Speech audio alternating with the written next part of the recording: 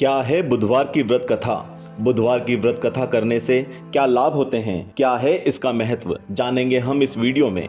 नमस्कार दोस्तों, स्वागत है आपका हमारे चैनल आस्तिक स्पिरिचुअल सीक्रेट्स में। शास्त्रों के अनुसार बुधवार का दिन भगवान गणेश और बुध देव को समर्पित होता है। ज्योतिष में बुध को बुद्धि का ग्रह माना जाता है। बुध को व्यापार, बेटी और बहन का कारक ग्रह भी माना जाता है। अगर आपकी कुंडली में बुध खराब है तो आपको व्यापार में सफलता या कार्य क्षेत्र में सफलता बहुत मुश्किल से मिलेगी और आपकी वाणी भी अच्छी नहीं होगी। अगर आप बुध ग्रह की शांति, व्यापार में सफलता और सभी तरह के सुख चाहते हैं और एक मधुर वाणी चाहते हैं तो आपको बुधवार की कथा पढ़नी और सुननी चाहिए। इस दिन भगवान गणेश और बुध देव दोनों की ही पूजा करना शुभ माना जाता है। आप 7 या 21 बुधवार तक यह व्रत और कथा कर सकते हैं। यदि आप चाहें तो हर बुधवार को यह व्रत कथा कर सकते हैं। पुराणों के अनुसार बुधवार की व्रत कथा का आरंभ विशाखा नक्षत्र वाले बुधवार या शुक्ल पक्ष के पहले बुधवार से करना चाहिए। बुधवार के दिन आपको ब्रह्म मुहूर्त में उठकर घर की साफ सफाई करके सूर्योदय से पहले स्नान कर लेना चाहिए और बुध देव का ध्यान करके व्रत का संकल्प लेना चाहिए। भगवान गणेश और बुध देव को अपने सामने रखकर उनको गंगा जल से स्नान कराना चाहिए। फिर रोली चंदन और अक्षत लगाना चाहिए। अगर आपको बुध देव की प्रतिमा या फोटो ना मिले तो शिव जी को सामने रखकर आप अपना व्रत कर सकते हैं। फिर बुध देव या शिव जी को बेलपत्र चढ़ाने और घी का दीपक जलाने के बाद बुधवार की व्रत कथा पढ़ें या सुनें और उस दिन भगवान को गुड़ चावल और दही का भोग लगाएं और उसे अपने परिवार वालों में आरती करने के बाद बांट दें और स्वयं भी ग्रहण करें। बुधवार के व्रत रखने में इस बात का विशेष ध्यान रखें कि आप दिन में केवल एक समय ही भोजन ग्रहण करें। इस दिन हरे कपड़े पहनना और हरी वस्तुओं का उपयोग करना शुभ माना जाता है। अब आपको सुनाते हैं बुधवार की व्रत कथा। प्राचीन समय की बात है। समरपुर नाम के एक गांव में एक मधुसूदन नाम का व्यक्ति रहता था। उसका विवाह बलरामपुर गांव की एक कन्या से हुआ जिसका नाम संगीता था।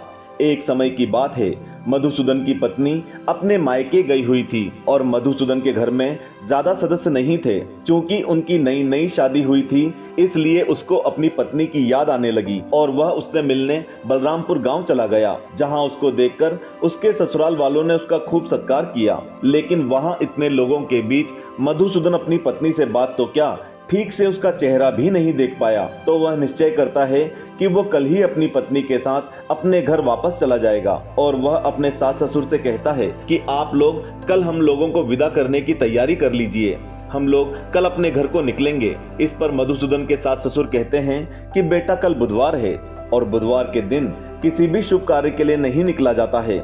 यह सुनकर मधुसूदन कहता है कि मैं इसी बातों पर विश्वास नहीं रखता हूँ और आखिर में अपने दामाद की जिद के आगे सास ससुर को झुकना पड़ा और वे लोग बेमन से अपनी बेटी को विदा कराने की तैयारी करने लगे।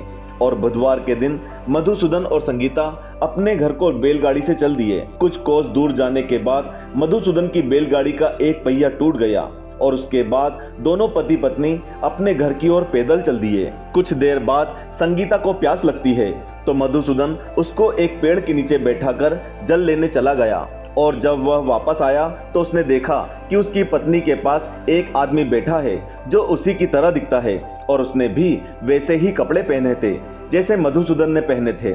उसके पास जाकर मधुसूदन बोलता है कि तुम कौन हो और मेरी पत्नी के पास क्या कर रहे हो? ये सुनकर वो आदमी कहता है कि मेरा नाम मधुसूदन है और मैं बलरामपुर से अपनी पत्नी संगीता को विदा करा के लाया हूँ, पर यह बताओ कि तुम कौन हो जो मुझसे ये सवाल कर रहे हो? इस पर मधुसूदन बोलता है कि मैं मधुसूदन हूँ और ये मेरी पत्नी है। चूंकि इसको प्यास लगी थी इसलिए मैं जल लेने गया था। यह सुनकर वो आदमी कहता है कि मैंने तो जल लाकर इसको पिला भी दिया। अब दोनों में बहस होने लगती है और जल्दी ही ये बहस एक लड़ाई में बदल जाती है और आसपास के लोग भी वहां इकट्ठे हो जाते हैं। इन सब के बीच संगीता परेशान खड़ी थी क्योंकि उसको कुछ समझ नहीं आ रहा था कि उसका असली पति कौन है। आसपास के इकट्ठा हुए लोग भी ये देखकर आश्चर्यचकित थे और जल्दी ही भीड़ देखकर वहां सिपाही आ जाते हैं और उन दोनों को राजा के सामने प्रस्तुत करते हैं। राजा भी एक जैसी शक्ल के दो लोगों को देखकर आश्चर्यचकित था और संगीता से पूछता है कि क्या तुम बता सकती हो कि इनमें से तुम्हारा पति कौन है। लेकिन संगीता को भी इस बात का पता नहीं था। तो राजा फैसला करता है कि जब तक ये पता नहीं चलता वो उन दोनों व्यक्तियों को कारागार में डाल देंगे। ये सुनकर मधुसूदन दुखी हो जाता है और वो मनी मन भगवान से पूछता है कि भगवान मुझे किस बात की सजा मिल रही है।